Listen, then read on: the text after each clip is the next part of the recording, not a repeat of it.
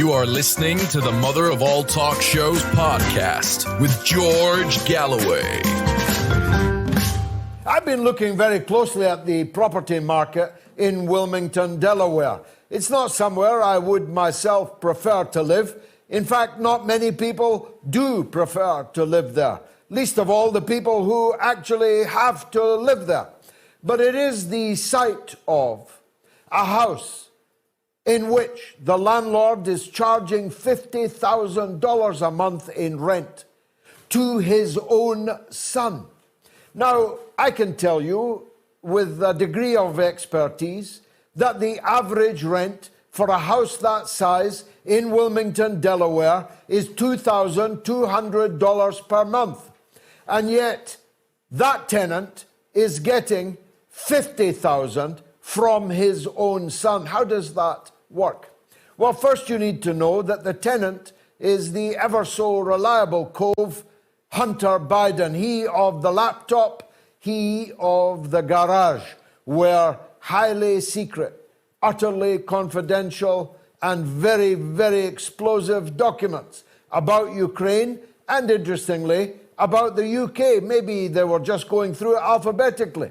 But papers on the UK and on Ukraine were carefully stashed under the careful stewardship of a crackhead discharged from the American military for dishonorable conduct.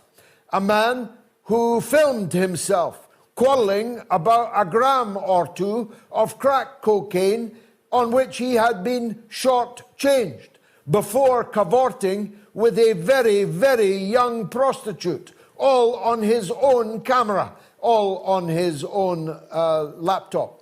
Of course, he's just the man to leave in charge of top-secret American military, political, and diplomatic documents. But what if it wasn't really a rent? I'm the father of 6 children. I can't imagine me charging any of my children to live in my house, and if I did, I might charge them an amount to cover the mortgage, but Joe Biden doesn't have a mortgage. I might charge them the amount that it might cost to heat and have running water and so on in the premises, but $50,000 a month sounds a bit like money laundering to me and to many others in the US Congress, but not yet in the FBI.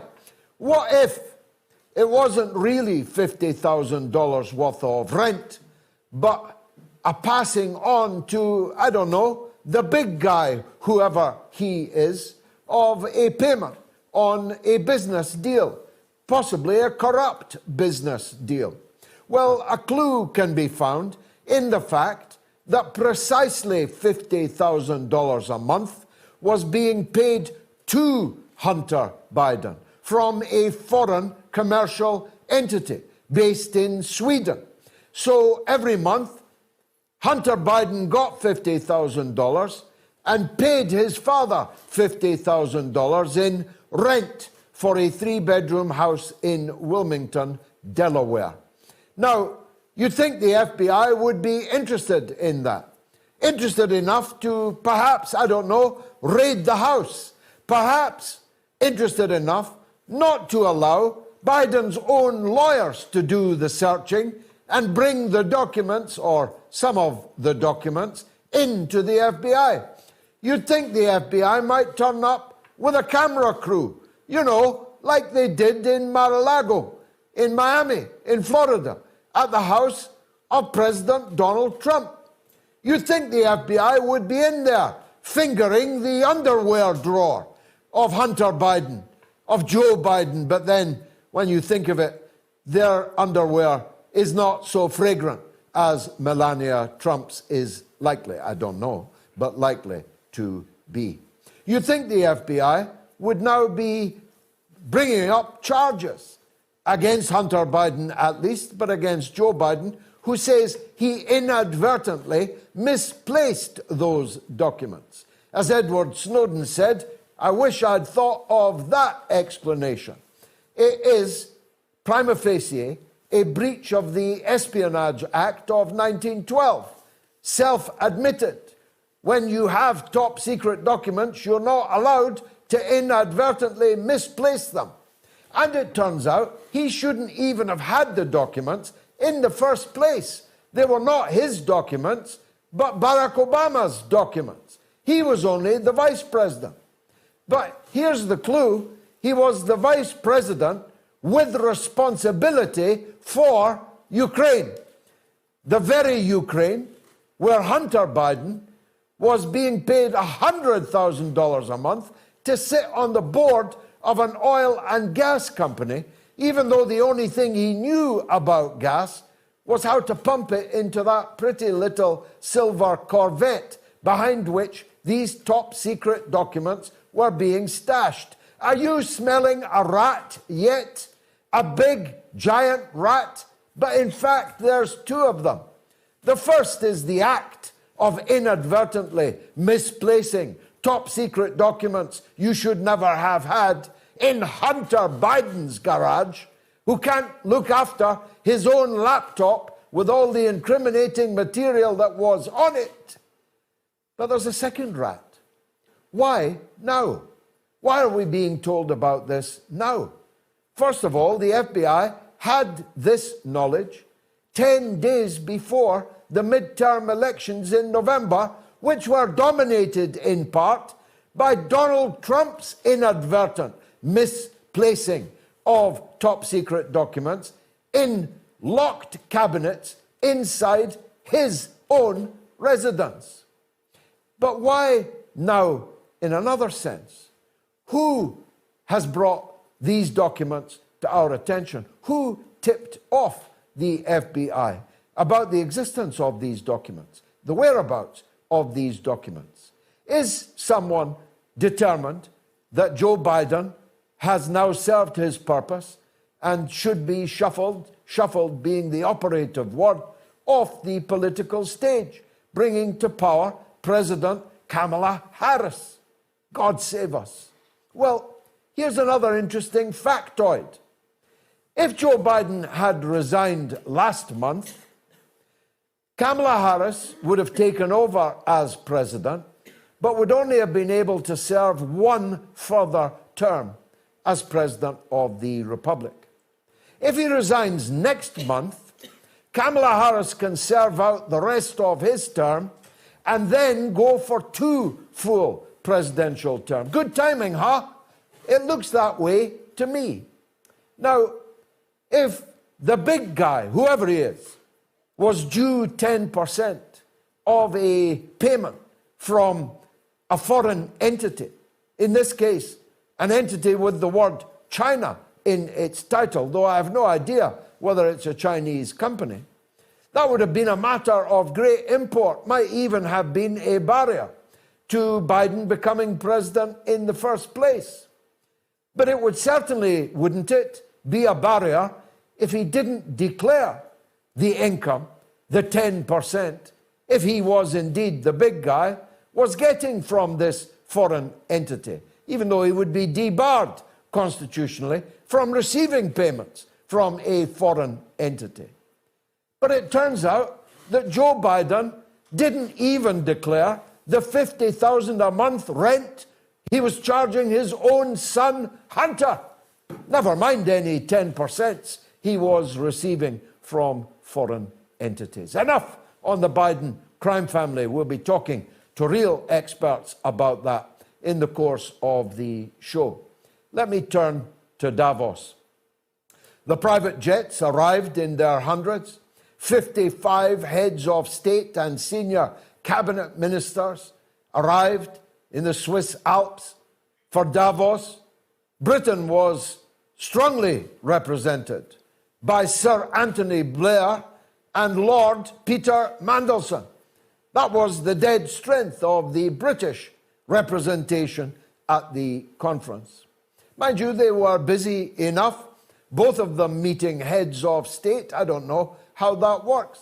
How's the president of the Philippines ever heard of Peter Mandelson? Why did the president of the Philippines sit down with Sir Tony Blair? What could possibly go wrong? And what happens next? Perhaps we'll find in the ruins of the next financial year. But 55 heads of government and senior cabinet ministers and 600 CEOs of powerful international companies and the head of the FBI and the deputy head of the CIA, what are they doing at Davos? But they're there. What good can come of their presence there? They got out of their private jets into their Escalades and burned up the rubber and the track to get to Davos, to tell us all to fly less and drive smaller performance cars. Leave out this diesel. Go electric, everyone. As they quaffed their magnums of Cristal, what were they talking about? Well, so far, it seems that living in their heads, this time rent-free, is the Russian president, Vladimir Putin. Some very stupid things have been said at Davos about the war in the Ukraine. They keep saying that Ukraine must win, even though any fool knoweth that Ukraine is now losing heavily, losing hundreds of thousands of men, dead and wounded, maimed, injured beyond repair. They know that the Russian armed forces recently reinforced and now 600,000 strong on a line stretching almost between the Black Sea and the Baltic are ready to move forward, already are moving forward, are in the center of Mariinka tonight, are threatening Bakhmut, having just taken Solidar, the city of salt.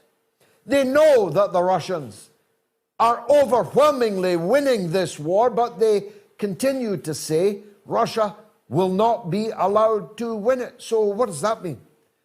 Does that mean that once they've fought to the last Ukrainian, that NATO is going to enter the conflict itself? Ponder that for a moment, as I've just been discussing on the glorious Kim Iverson show in the United States. Just as Mussolini went around the world threatening people with Hitler's army, so these NATO leaders at Davos are really threatening Russia with America's army, because I don't like to insult countries like the Netherlands. My own wife was born there, but trust me, the Netherlands ain't going to fight the Russian army. The Russian army that crushed Germany into ruin and ash in the center of Berlin and planted their flag. The Netherlands ain't going to fight them. Neither is Austria. Neither is France. Neither is Britain in any meaningful way. Sure, our soldiers would go there. They'd be the first there, actually. And they'd fight bravely, no doubt. But the entire strength of the British Armed Forces, Air Force, Navy, and Land Army would comfortably fit into the Manchester United ground in which I sit every other Saturday. The Netherlands, Portugal, Spain, Greece are not going to fight Russia. Turkey's definitely not going to fight Russia. In fact, they'll be on Russia's side. So what does all this mean? It means that these people are threatening Russia with America's army. So those of you watching in the United States have a big decision to make. It's this: are you ready to send your sons and daughters to die in the frozen wastes of Eastern Europe for the fate of cities you can't pronounce, can't spell, and had never heard of before? As I keep saying, how much does it matter to you on which side of a border lies Kupiansk when it's been in 4 different countries in the last 100 years? But worse, much worse than that. Because if the American army fights the Russian army in Ukraine, that can only lead to one outcome: nuclear war. Think about it. If the American army began to prevail, and advanced towards the Russian border with its avowed intention of dismembering Russia, breaking it, balkanizing it, and taking it over for corporate America, Russia would have to use its nuclear weapons. Ditto, if the Russian army began to defeat the American army on the ground in Ukraine, America would have to use its nuclear weapons. Otherwise, Russia might roll all the way to Paris. They'd be unwise to come to London in the midst of our crime wave. Who would want to rule London? Certainly not the current mayor, who's more interested in other things that we'll come to in a minute. The use of first battlefield, then intermediate, and then in the ultimate nightmare, intercontinental ballistic missiles, of which Russia's are far better than the nuclear weapons of NATO, acknowledged by all experts, would literally end all life on this planet. And I don't even mean all human life, I mean all life. Even the fabled cockroaches could not survive the blasts, the radiation, and the nuclear winter that would ensue. So think about it. When you see this dancing girl, this dancing queen, this disco queen, Prime Minister of Finland, a fly buzzing around the Russian bear, warning, threatening, pointing her finger, clenching her fist, and declaring in her hipster way, Vladimir Putin is so over. What they're really saying is that you Americans will be required to ensure he's so over, because we in Finland couldn't fight our way out of a wet paper bag. And in any case, like all the other NATO countries, Finland merely a candidate at this point, but effectively a NATO outpost now, you've given away all your ammunition. You've given away all your weapons. Quite apart from the lack of fighting spirit, quite apart from the lack of numbers, you don't have the wherewithal to fight a war with Russia. If Russia wanted to, it could conquer Berlin. Who's going to stop it? And that brings me to my last point.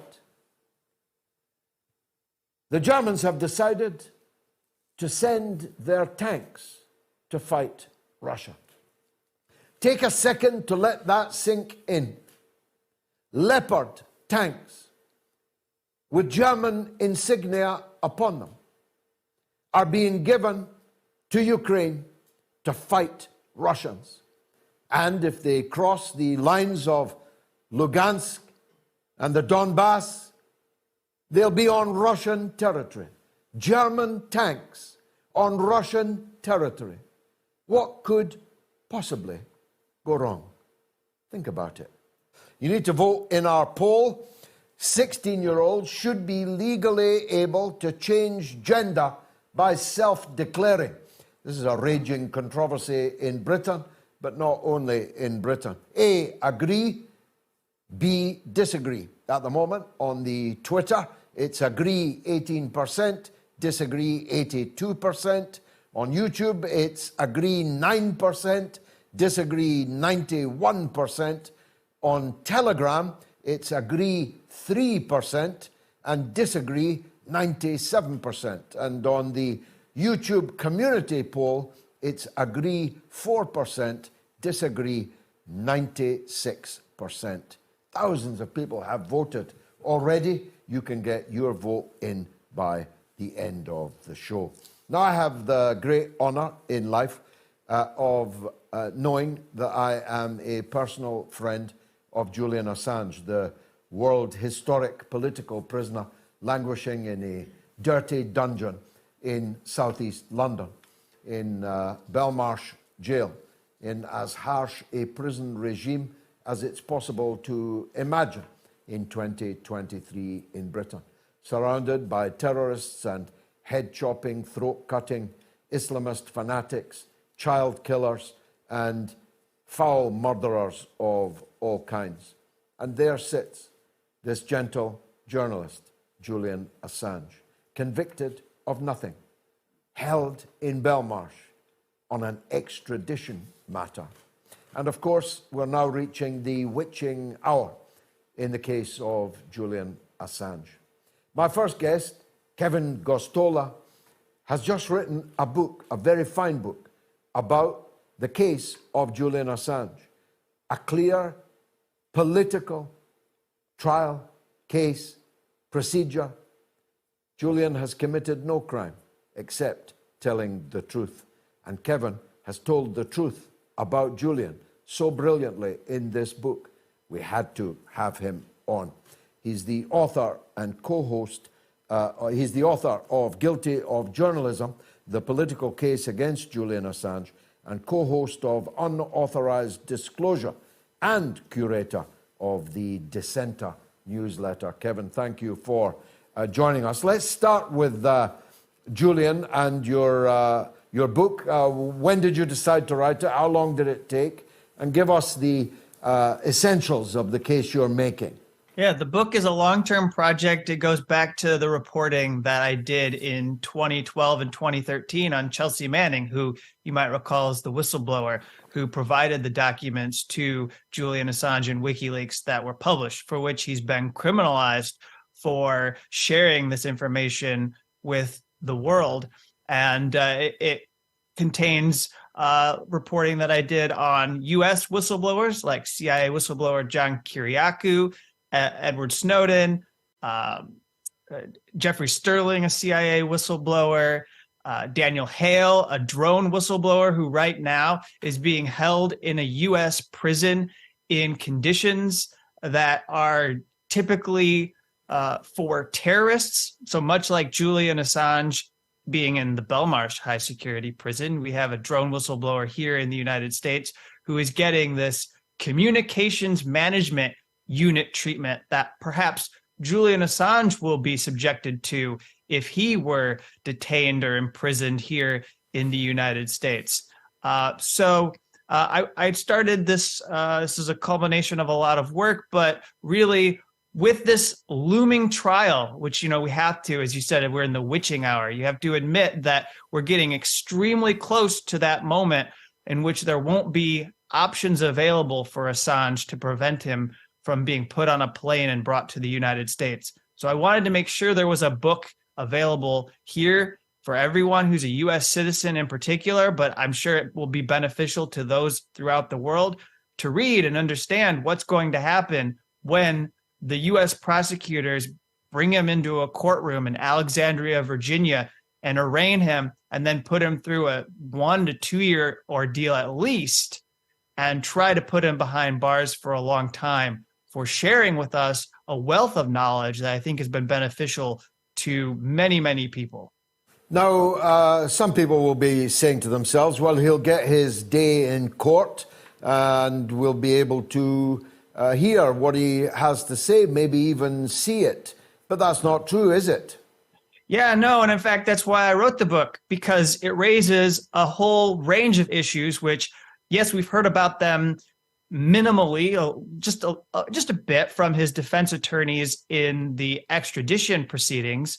But once he gets to a U.S. court, they will be deemed irrelevant by prosecutors as well as a judge. You have to understand that the U.S. court system, most of the judges are extraordinarily deferential to the U.S. security agencies. That would include the CIA, which I think has been a huge driver in bringing about the moment in which U.S. prosecutors finally charged him. And we know that the first charge was filed in December 2017 while he was being spied upon by UC Global, which was supported by the CIA. They had an informal or formal partnership that was ongoing in which they were able to know about the audio and video recordings that were being taken by UC Global. And so he's going to come into this courtroom. He's going to want to raise all these extra issues beyond the fact of whether he is guilty of violating the Espionage Act or not. which you shouldn't even have to bother with because that is a U.S. law and Julian Assange is an Australian citizen. So why should an Australian or someone who is a foreigner have to follow a U.S. law? Why should he be criminalized, aside from the fact that he never signed a security, a non-disclosure agreement, which you do in order to get your security clearance. So Julian Assange never had a responsibility or an obligation like Chelsea Manning or John Kiriakou or Jeffrey Sterling to keep information secret. He could publish. We know that under the First Amendment here in the United States, we have protections that say that you can publish information, even hacked materials, you can publish that information. And yet Julian Assange is being punished. And in a courtroom, he'll only be able to argue that he didn't violate the Espionage Act, which gives him a very, very narrow means for defending himself. He won't be able to say, oh, the CIA targeted me. Oh, this is a political case. Oh, my health is deteriorating and I shouldn't have to go through this. Any of these other things that we have heard and seen addressed in the extradition case. And of course, this is not a case that's going to be heard in New York or in San Francisco. It's going to be held in Alexandria, Virginia, for a reason. It's a company town. Yeah, and so he'll go through the district in which, over a decade ago, Dana Priest and William Arkin, they called it Top Secret America. And in this region, you have all these people who work for security contractors. They work for the CIA, the NSA. They have military families. They work in Washington. They could be staffers on Capitol Hill. Maybe they're lobbyists for some of these defense or security firms. Who knows? But they're going to be part of the jury pool. And if Julian Assange goes with having a jury in his U.S. trial, were he to be put on trial in the United States, they will be prejudiced already, because you have to understand that while this is faded from our memory, there are still very raw emotions within these U.S. security agencies. They'll talk about this as if it was like the attack on Pearl Harbor when they had to deal with WikiLeaks documents being published. And they put together task forces, and there was panic. And this is the same way they feel about Edward Snowden and the disclosures that he gave us on NSA mass surveillance and how our global privacy was being systematically violated by the U.S. government and its agencies. And so you just have to understand that there's not a lot of range available for Julian Assange to defend himself and to ensure that he will have fairness. If it's not a jury, he's going to get a U.S. judge, who I think I already made clear is going to be very deferential to these U.S. security agents who are telling these U.S. prosecutors, forget about what the risks may be to press freedom, forget about the risks to free speech or transparency and the flow of information. We need you to exact revenge on Julian Assange to make it clear that we will not tolerate our secret documents being published by organizations like WikiLeaks. Although they can sit in a garage in Wilmington, Delaware, maybe we'll have time to say a word or two about that. But help us with this conundrum, Kevin. The New York Times, certainly, the Washington Post, presumably, published the stories that Julian Assange brought to us. They have a First Amendment right to publish them. No one would dream of putting the editor or the chairman of these powerful newspapers on trial in this case. So there would have been no story if Julian hadn't given them the story. They published the story. If it wasn't a crime to publish it, how can it be a crime to have handed over the notes on which the newspapers published the story? Yeah, you make a very excellent point. And in fact, in my book, I make it clear with 3 specific examples that there have been media organizations that are guilty of aiding and abetting this prosecution. I have an example of CNN's coverage. I have an example from The Guardian because David Lee published The Password. In his book that allowed for those U.S. state embassy cables to now be out in the wild, putting all kinds of people at risk, human rights activists, informants, people who the U.S. State Department claimed were vulnerable. That was because of David Lee, who was an editor for The Guardian.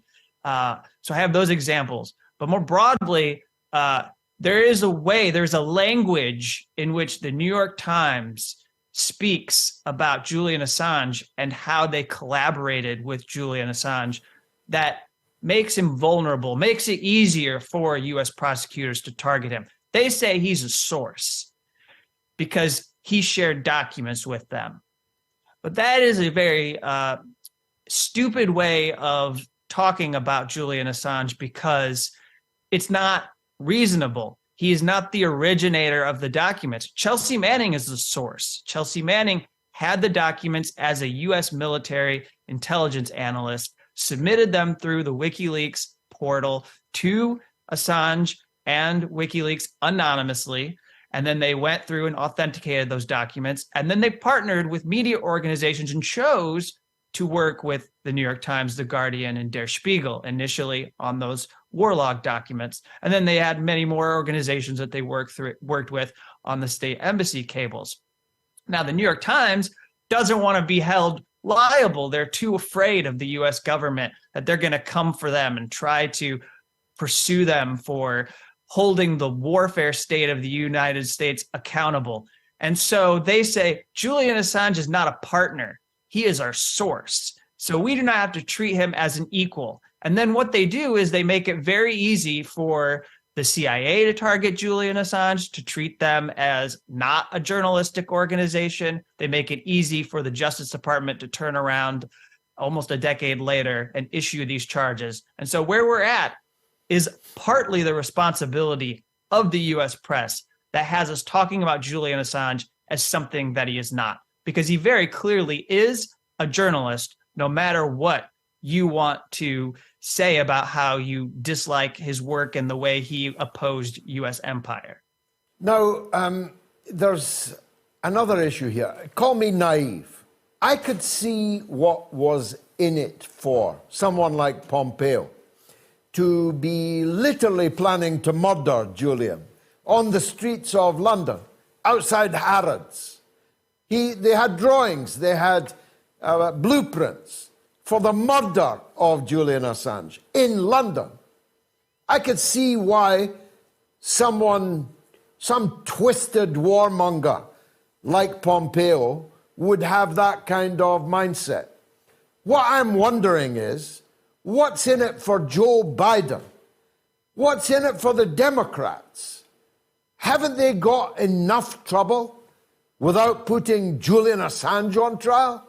The problem, though, is that there isn't any risk politically to Joe Biden if he advances this case. There aren't any voices in the Congress who really care that Joe Biden is pursuing a case that he inherited from President Donald Trump. There isn't anyone saying, oh, Attorney General Merrick Garland, you're different from Bill Barr. You're different from Attorney General Jeff Sessions, who had this deep hatred for leaks that motivated him to not only reopen the case against Julian Assange, but go after leakers at a rate far higher than what we saw under President Barack Obama, which is impressive because he actually had the distinguished honor of being someone who prosecuted more people with the Espionage Act than all previous presidential administrations combined.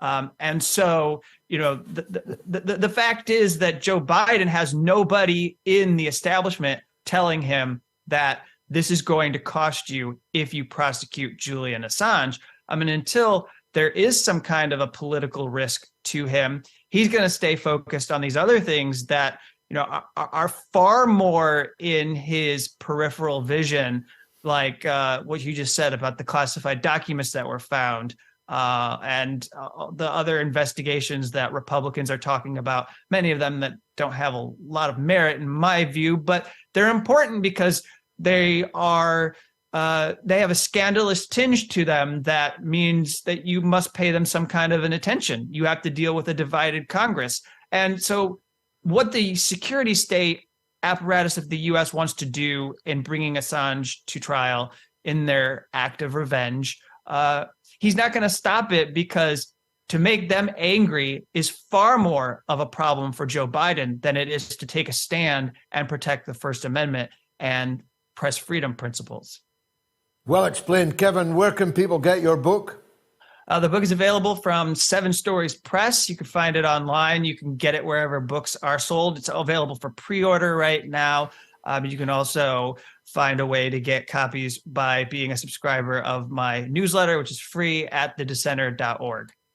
Thanks very much for joining us. Very good Kevin talking with you. Gosztola, Thank you. author of the great new book on my friend Julian Assange. Now, the poll that I told you about is actually racking up record numbers, which is a black eye for me, because I argued against it earlier today, thinking that the non-Scottish audience wouldn't be all that interested.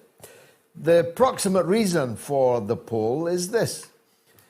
We have a government, so-called, in Scotland, in the devolved administration, which is made up of Scottish nationalists and Green Party members.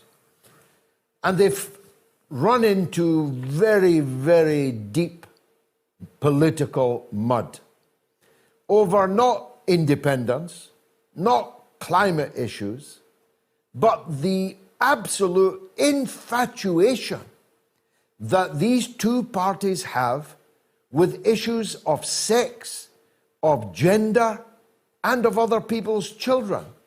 The latter being particularly surprising because virtually none of the leaders of the government have got any children, but they're mighty interested in other people's children. The Green Party announced this week, the Dundee-based Green Party member of the Scottish Parliament argued that children as young as 8 years old already know whether they want to be a boy or a girl, and their decision at 8 has to be respected, and we should support them to begin the process of transition. I'm not making any of this up.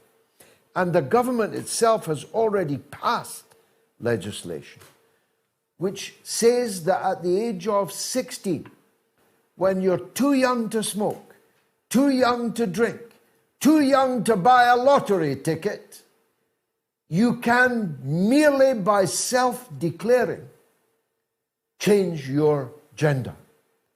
And of course, it's mainly men self-declaring themselves as women. And when they commit crimes, ending up in women's prisons, where some of them have raped actual women inmates and sexually assaulted women prison officers. They can decide to enter women's sports and win all the prizes because they're really men that have merely self-declared that they are women. They can enter the women's changing room at Primark or any of the department stores. They can change in the girls' changing room at the swimming pool, waving their dicks around in front of little girls who should be protected from this kind of indecent exposure. And, of course, it will be a crime to speak out against it. If I were in Scotland right now, arguably I just committed a hate crime by making plain my absolute rejection of the idea that a man becomes a woman merely by a self-declaration. That's a hate crime in Scotland. And the Scottish law might become the British law. Why? Because Sir Keir Starmer, the misleader of the so-called Labour Party, is pledged to introduce exactly the Scottish law in England and Wales on a UK basis. That's why it's important across Britain, but you might think that it's important also across the world, because haven't we gone too far with all of this? I wish no harm on any trans person. If they want me to kiss them rather than shake their hands, I'll gladly do it and have done it. If they want me to call them Gillian rather than Julian, I'll gladly do it and have done. If they want me to treat them as if they were a woman, I'll gladly do it, but that doesn't mean they are a woman. Especially as all of this implies taking rights away from actual women, taking the right of women to compete in sports against other women, taking away women's rights to privacy from the opposite sex. Are you even allowed to say opposite sex anymore? There's 99 genders after all, according to these people. So that's what the poll's about. 16-year-olds should be legally able to change gender by self-declaring. You can vote on my Twitter, as thousands have. 17% agree that you should legally be able to do so. 83% disagreeing. On YouTube, and please subscribe to my YouTube channel. Still, half of our audience has not subscribed. Please, just click. Costs you nothing, but helps us a lot. Please, I need to get to 250,000 subscribers. PDQ, please do it tonight. And tick that you liked the video. That will also help us with the algorithm. On YouTube, it's 9% agree. That's half of the Twitter number, which is interesting. 91% disagree. On Telegram, always the most perspicacious of the platforms, only 3% agree. 97% disagreeing. And the YouTube community channel is 4% agree, 96% disagree. 5,000 people have voted on that platform. Getting on for 10,000 people have voted already. Well, there's lots of calls backing up. I don't know if they're for me or against me. I spoke my mind whether or not Nicola Sturgeon thinks it's a hate crime. Lamine is in London on the transgender issue. Go ahead, Lamine.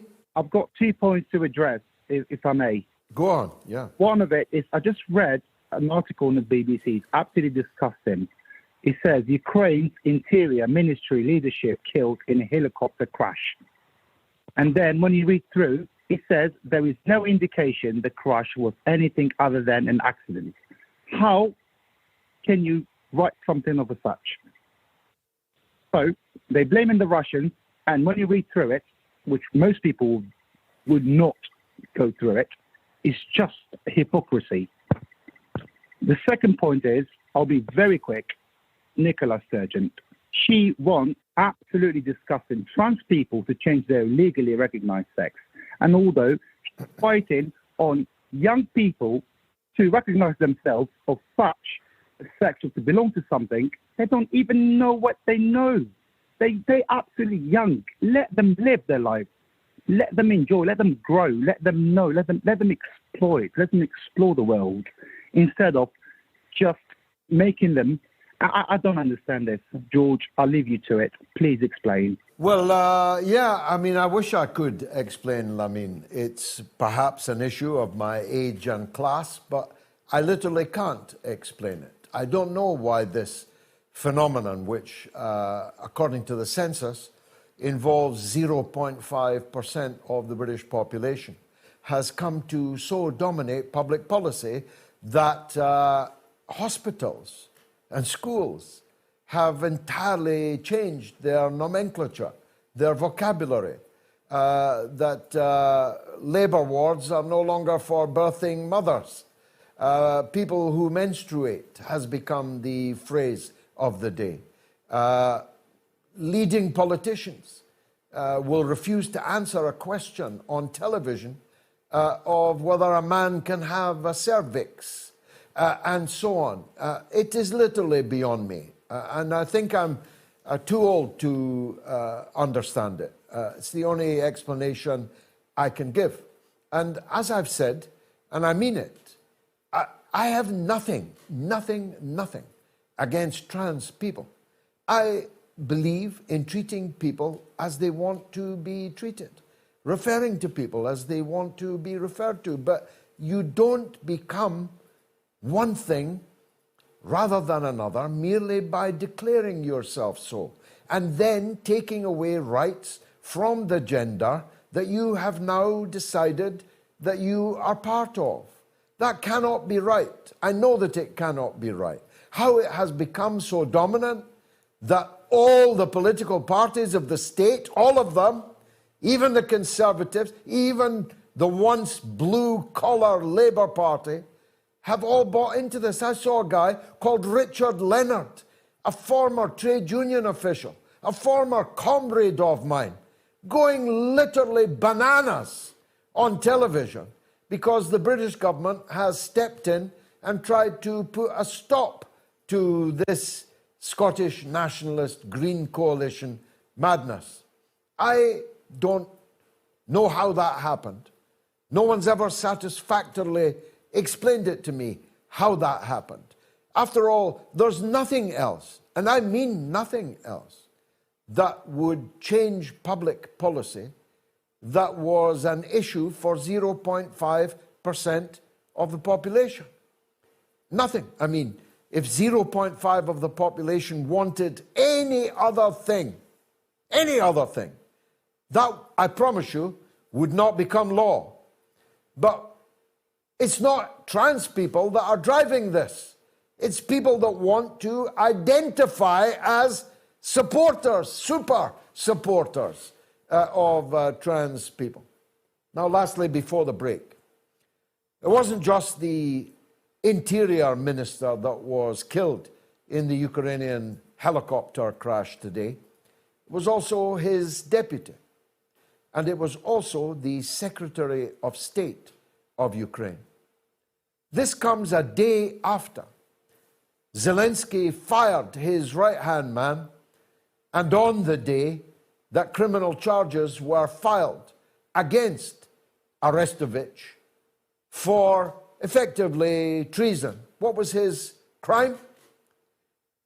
He made the mistake of telling the truth on television that the missile that struck the apartment block in Kiev was not a Russian missile. It was, yet again, another misfiring Ukrainian anti-aircraft missile. The same kind of missile that ended up in Poland, killing 2 Polish people, which they originally tried to blame on the Russians. So for the crime of telling the truth, Arestovich was arrested, and for some weird coincidental reason, the entire Interior Ministry leadership was wiped out in a helicopter crash. Now, you may believe that all of that was a coincidence, in which case I have a bridge in London that I could sell to you going cheap, cheap, cheap. Terry Rainford is on the line and wants to talk about Hunter Biden. I'm always up for that. Go on, Terry. Hi, George. Great to speak to you again. I think you mentioned this in the beginning of the show, but I wanted to speak about Hunter Biden. And because he's rented his father's house, isn't he in possession of classified documents? Well, that's a good point, and I made it tangentially in the earlier interview. Why aren't the FBI questioning him? Because he was in possession of a laptop, crack cocaine, hookers by the score, and a pile of top secret American military, political, and diplomatic documents. Now, he would no doubt blame the big guy who left them there. That's his father, Joe Biden, from the time that he was vice president. There's a clear crime here. Why haven't charges been brought forth? I think it's to do with insider trading as well. I think if you have that knowledge, you can make money out of that by depending on what arms deals are being done, what kind of trades being done. And I think that's what's at the root of it. What do you think? Well, absolutely. Of course, virtually every member of Congress is playing the stock market. Some of them massively profitably, like the husband of Nancy Pelosi, although his wife never told him any secrets that would help him get ahead of the curve in the stock market game, I'm sure. Some of them took money off this criminal enterprise that's just gone bust, but only 19 of them have agreed to return the money out of 256 who got money that was stolen from investors who thought they were buying Bitcoin, but actually were only buying a piece of paper that would one day maybe allow them to buy a Bitcoin. I could go on this subject, but I think the point you're trying to make, and I'm agreeing with you entirely, is that there's two countries in the documents which we haven't been shown.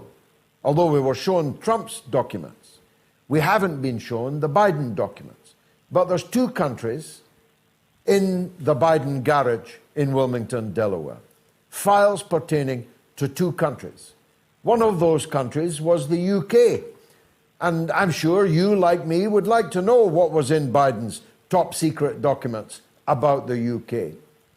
But much more tantalizingly, the other country also started with a U. It was Ukraine. And you don't have to be Einstein to work out that Joe Biden and Hunter Biden have got a lot of secrets to hide about Ukraine. That's why those papers were outside of the White House. That's why they were in Joe Biden's garage. Because in those documents may very well lie the answer to why this obsession with Ukraine on the part of the Biden crime family has taken us all to the verge of world war. Thanks, Terry. Some YouTube comments now, because we get so many of them. It's not fair not to read any of them out. Stuart Wheeler says $50,000 in rent, and he didn't get use of the garage because it was full of the landlord's stuff. Stuart, that is the tweet of the night, even though it isn't a tweet. Let's see what else there is on... Janet Maciello says, I read that Joe Biden never declared that 50 grand a month. Well, I'm sure that he didn't declare it, Janet. But here's a question for you. How come no American mainstream journalist knew that Hunter Biden was paying his father $50,000 a month in rent for a 3-bedroom house in Wilmington, Delaware? And how come no MSM journalist knew that the same Hunter Biden was receiving every month exactly the same sum from a foreign company based in Sweden? Did no journalist know that? If they knew either of these two pieces of information, did they not put them together? If they did not know, why not? What are they doing on the Hill? What are these journalists doing? Is it not ABC to keep track of the income and expenditure of top political figures in America? It sure is here. I can assure you, if my son was paying me $50,000 a month to rent my house, people would immediately ask, what kind of house costs 50 grand to rent per month? And why is he charging his own son 50 grand? And where is his son getting that 50 grand. And is this really rent? Or is this money laundering? That's what would happen here, wouldn't it? Or at least in my day, that's what journalists would be all over. How come no journalists in Washington were over this story? Big G Haywood, well done, G. Wilmington isn't a bad town. It's basically a suburb of Philadelphia, really. My apologies to the good people of Wilmington. I didn't mean to paint it as a hellhole, although being a suburb of Philadelphia might well be described as at least hell's waiting room. But beautiful as it may well be, Big Geordie, it's not 50 grand a month for a 3-bedroom house there. It's 2 grand a month. I've got the voluminous real estate papers to prove it. The happy little fox, a.k.a. Benji, says, Stalin in 1941, I will stay in Moscow to encourage people to defend the city. Zelensky, 2022, I will not allow civilians to leave Kiev because I need them as human shields. Jim is online in Ecuador. Don't say we don't cater to all corners of the world. Jim in Ecuador. Go ahead, sir. We discussed, or I called a few weeks ago, I think around 3 weeks ago, about the OSCE reports on monitoring airstrikes and explosions in the Ukraine. I don't know if you recall. In any event, I recall vividly. Well, that's fine. Whoever, whether it's a bar fight or a war, whoever starts it is always the legal cornerstone of what follows. And as we discussed the last time, the OSCE reports show that, like, for example, normal activity on February 14th, 2022, there were 41 explosions. On the 16th, or on the 15th, 76. And on the 16th, 316. My point is, without going through all of them, is that accelerated to 2,026 explosions on the 20th, and another 1,481. My point is, it's clear, based on these neutral figures, as the OSCE is, that Russia responded, that there was a full-scale war going on, that Western Ukraine had started a war on the Donbass. And given that all of the way this war is framed by the media, the phrase unprovoked invasion is critical to their propaganda, because in the absence of that, again, whoever started it is legally guilty. So I just think that that's worth re-emphasizing. That's why. Well, you've re-emphasized it very powerfully, and I want to reinforce it. The problem is, these were the wrong type of Ukrainians that were being bombed in all those years since 2014. The blood of some Ukrainians is worth more than the blood of others, evidently, because the Western Ukrainians were massacring thousands of people in eastern Ukraine, and nobody even reported it. And they were massacring them with weapons given to them by NATO countries.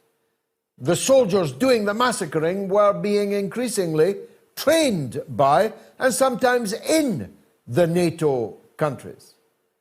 The status of Ukraine during all those years that they were massacring their own people was of effective candidate membership of NATO. But nobody wants to know or acknowledge these facts. And they're not your propaganda in Ecuador or mine. These are the facts of the Organization for Security and Cooperation in Europe, the OSCE. A neutral organization, actually because they then pulled out, you could say, a NATO organization. But they had a duty to record all these explosions, missile strikes, artillery bombardments, and they did. And they're there in black and white. It's not propaganda. It's there in black and white. But the people they were killing were Eastern Ukrainians, Russian-speaking Ukrainians. And then people wonder why the people in Eastern Ukraine don't want to live under Kiev.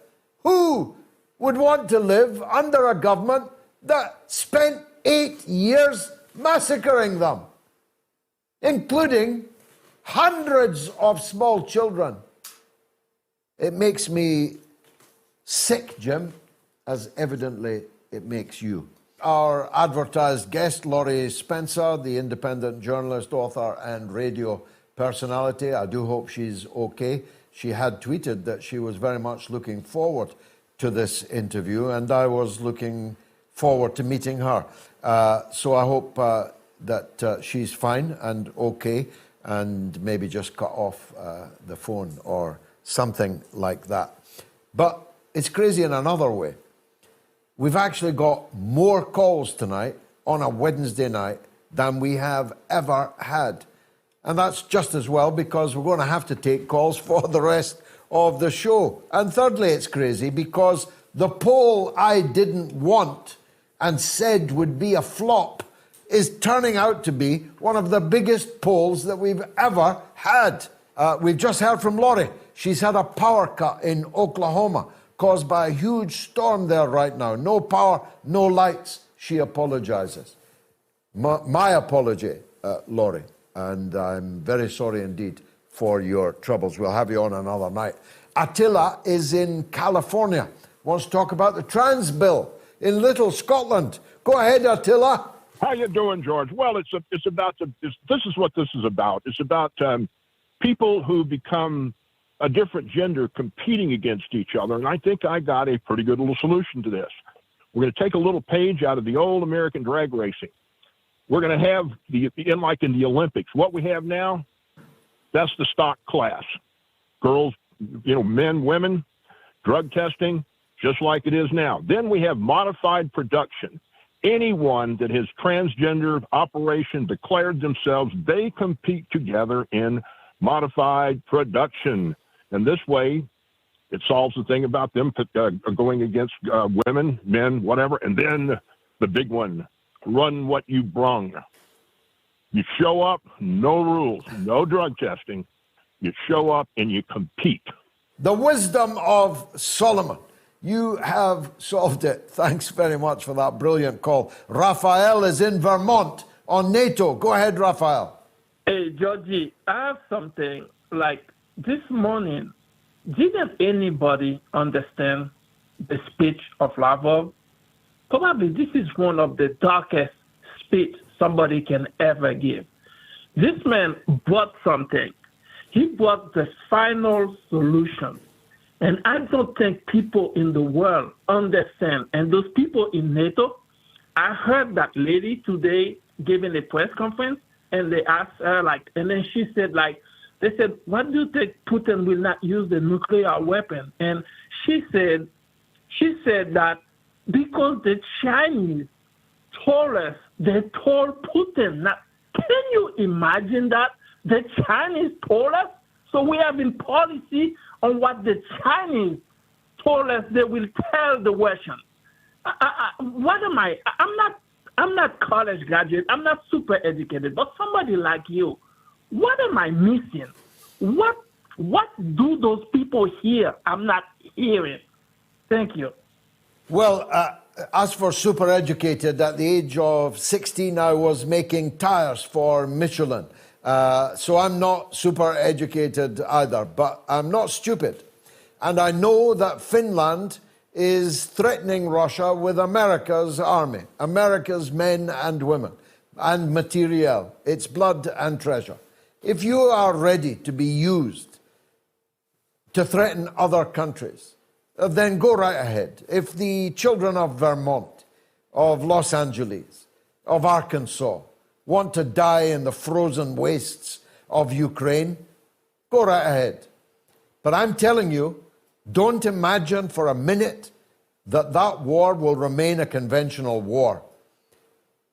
It's so obvious to me, I feel like screaming it. It cannot remain a conventional war because one side or the other is going to win it and the other lose it. And the loser is in possession of thousands of nuclear weapons. So it will not allow itself to lose. It's obvious. If America is lucky, then the weapons will all be used in Europe. And all the Europeans will be wiped out. You could fight to the last European. But what if you're not lucky? What if that European nuclear war, which of course will cross the ocean in the fish, will cross the ocean in the air, will cross the ocean in the rain, and of course you'll never see a European or a European thing ever again. If you're lucky, and it is only a European nuclear war, that is. But what if you're not lucky? What if the intercontinental ballistic missiles begin to fly? I'm not exaggerating this. I'm talking about the end of all life on the planet that God gave us. This beautiful globe that God gave us that looks so fabulous from up there. No more. Over Zelensky? Over Kupiansk? Seriously? Now there's loads of YouTube comments coming in. Thanks again. Morns Lad says, this transgender madness of Sturgeon and her government could be her downfall. I can see why they would want independence, but not when it's to submit to Brussels rule instead. Indeed so. Monkey Boy says, British tanks today, British troops in body bags tomorrow. And Morpheus X, oh, by the way, I'm speaking at the Oxford Union next month. Me, from Michelin Tires, I'm debating at the Oxford Union next month with the Secretary of State for Defence, Ben Wallace, and the head of the British Army. Isn't that going to be a debate worth watching? And it'll all be televised on the Oxford Union's television station. It's going to be the mother of all debates. I'm telling you it now because I don't want Ben Wallace and the head of the British Army to turn and run when they see my name on the order paper. I don't want them to be cowards. Come on, Ben, you're the man that gloried in the charge of the Light Brigade. I'll tell you what, your regiment's charge into the guns at the Light Brigade has got nothing on what you are going to face from me on the floor of the Oxford Union next month. Better prepare yourself, Benji. Better bring your armor plating, Benji. Morpheus X says America is ready because war to them is just a video game like Risk or some of those first-person shooter games. But GG, you should also have asked the British, since Britain is a big part of this also. As always, Britain is part of the forked tongue. Britain wants to be the American president's brain, which is otherwise missing. Britain, just like it did in Yugoslavia and in Iraq, both times, in 1990 and in 2003, and in Libya, Britain is trying to drive the Americans into war. Americans are being driven into war by perfidious Albion. Wake up, for God's sake. The vanguards of manhood says Holyrood needs George. This man destroyed Sturgeon on the hustings during the Brexit campaign, and would do the same in the Scottish Parliament. Can you go back to Big George Haywood, because I missed him there. The US doesn't have the industrial base either to challenge Russia or China. It had to retool its industry just to fight World War II. And that was back when the US still had some industry. Brilliant, George. The Vanguards of Manhood, I've already read. Thank you for your kind thoughts. But if you like me, don't send me to Holyrood. Bonkers Beast says the Australian PM promised to help Julian, but yet another politician lies. Go figure. Well, let's not write it off. It is a possibility that the Australian Prime Minister will pull something out of the hat, but he hasn't done it yet. Malin A says, bravo, Kevin, young guy who knows a lot and cares what's going on. We should all support and be proud of people like Kevin Gosztola and alike. Thank you, George, for giving good people a platform. Thank you. Back to the lines. Ian is in London, in Hounslow, on the trans bill. Go ahead, Ian. Hello, George. Yes, I've been watching you this evening. I wanted to go back to the trans issue, the GRA issue. Now, outside in Scotland, there was a pro-GRA sort of demo protest, and they were waving a Unite flag. Now, I'm a Unite member. You're a Unite member. I don't remember being consulted on what side of the fence our union was standing. Now, I've written 2 emails to the executive demanding an explanation, and I also saw the appalling behaviour of Labour MPs towards Rosie Duckfield, who's putting a perfectly reasonable set of concerns over what it means for women's rights. And I wonder what you thought of it. Absolutely agree with you 100%. I didn't know that about your union and mine, but I'm not surprised. The unions have gone into this woke transmania with all their heart and soul, as has the Labour Party, as has the Nationalist Party, and as has half the Tory Party. The Tories, of course, are blocking this particular measure, but they also refuse to define a woman as an adult human female. They're in power, and yet all these hospitals have abolished women. All these sports have abolished women. Schools have abolished women. You're not allowed to talk about the opposite sex. You're not allowed to say that women should have their own spaces, as they fought hard to have, and most are determined to keep. So it is the prevailing orthodoxy. That's the problem, Ian. Thee and me, we're outside the prevailing orthodoxy. We're the dissent. We're the dissidents. We are the samistats. Imagine. And it all happened overnight, without any debate, without any votes. My God. Andrew is in Tennessee. Go ahead, Andrew. Yes, George. Love your show. Thank you, mate. I was going to ask, a while back you did a segment on some of the 9/11 conspiracies. And yes, a lot of shows that I watch, a lot of the shows that I watch, around 15 years ago, there's this woman, her name was Rebecca Ross, and it's spelled with a K. She kind of pinpoints a lot of I can't say the word, sorry. Irregularities. Yes. About some of the things.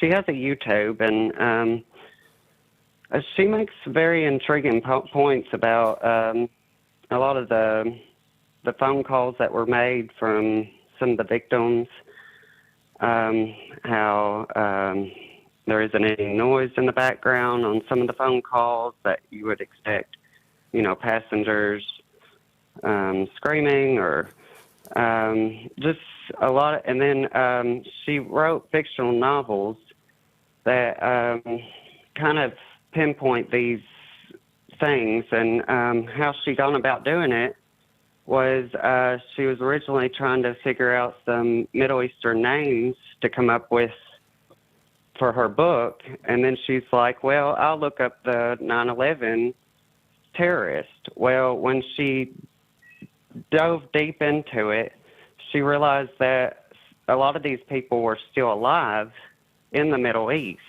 that they have actually pointed these people as still being alive. Like the family members were claiming that these terrorists were not on those planes, that they were actually still alive in parts of the Middle East. And I actually... Well, I don't believe that.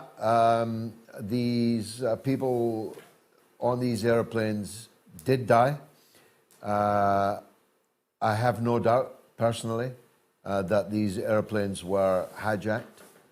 I have no doubt, personally, that involved in this conspiracy were elements loyal to the worldview of and mindset of Osama bin Laden and Al-Qaeda and ISIS and the rest. And that's one of the reasons why I hate these organizations and that mindset with the vengeance. However, it's equally true that there are now so many unanswered questions about that day and about the period running up to that day, that a new inquiry into 9/11 simply must be held, because we've been lied to. Information has been withheld from us. Not just the redacted parts of the report, but the parts that weren't even redacted, never made it to the redaction. We now know things about 9/11, just like on the JFK case. We now know things that we didn't know before, and what we know now means that the story we were told was not the whole story. And I, for one, want to hear the whole story. Thank you, Andrew. Winnie the Shrew, what a wonderful name. Winnie the Shrew says, when I was 8 years old, I wanted to be a T-Rex. Brilliant, Winnie. Elizabeth Robb on the YouTube community poll says, I was a sports-mad, flat-chested tomboy who grew into an all-female lady married with 2 wonderful kids. Never mistakenly thought I was a boy just to get on better with men. More in common. Brilliant, Elizabeth, brilliant. Oliver Law, 02, says they have women with scrotums in Scotland. As you could tell if they're wearing kilts. Dan Brennan says, when Liz Warren claimed to be a Native American, she was rightly condemned. Some dude claims he's a woman and we're all supposed to agree.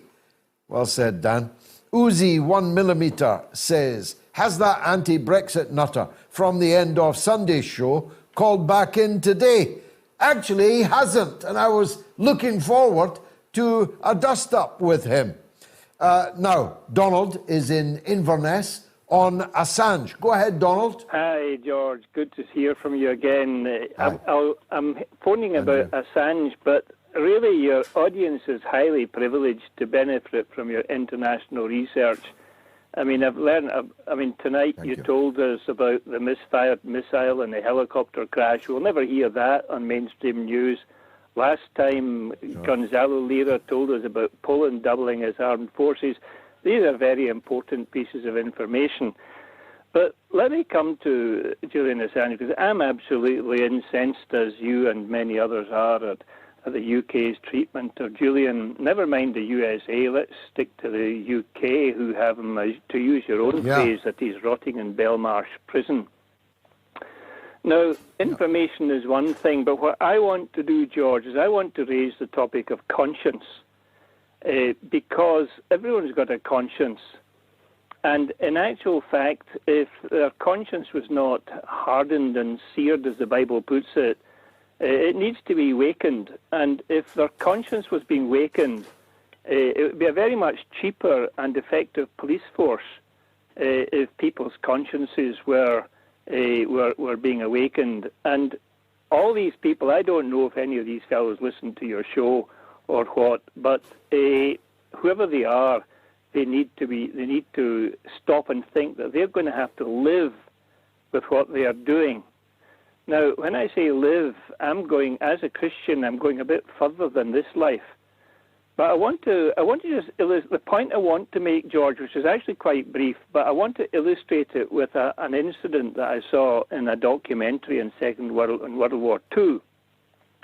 A U.S. soldier called Glenn Fraser had a Japanese officer's sword at his head, ready to chop it off to make him an example to others. And he was told that he would die for having his hands in his pockets in the cold weather, and did he have any last words to say? So this Fraser looked the fellow, this is the Japanese officer, looked him in the eye, and he told the Japanese officer that he could kill him. But he says, you cannot kill my spirit. He says, and my spirit will lodge in your body and haunt you until the day you die. So a frown came over. Very powerful. Well, and the point, but very powerful, Donald. I too, like you, believe in the judgment day. I believe in the afterlife. I believe that we will reap what we sow, and I agree entirely with the point you make about conscience. I put it this way: that my conscience is my daily communion with God, and if I follow my conscience, I won't do wrong. And if we all reawaken our conscience, as you beautifully put it, then we will have no need for policing. We'll certainly have less need for policing.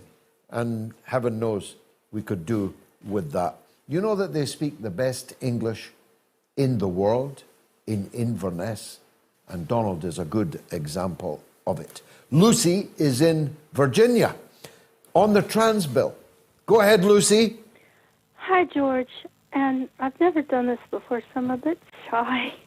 I want to thank you very much for all that you do and for how much I learn about what's actually going on in eastern Ukraine and with this war, because our news over here is just, well, it isn't news. But what I called about was it's the same here, Lucy.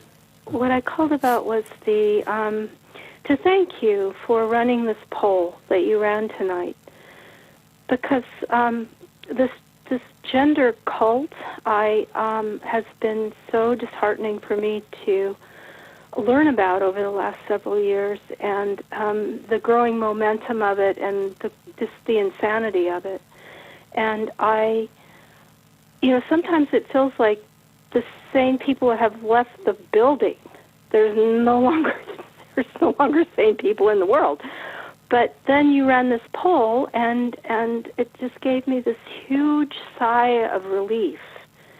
All these folks are out there who understand the difference between sex and gender and the importance of honoring sex as opposed to entertaining ideas of gender. And I believe that they don't come forward easily because there's all kinds of threat now about prosecution and losing one's job and being thrown off of social media that may have to do with a person's business even, or family, being disowned by family. And it's just silly. It's silly.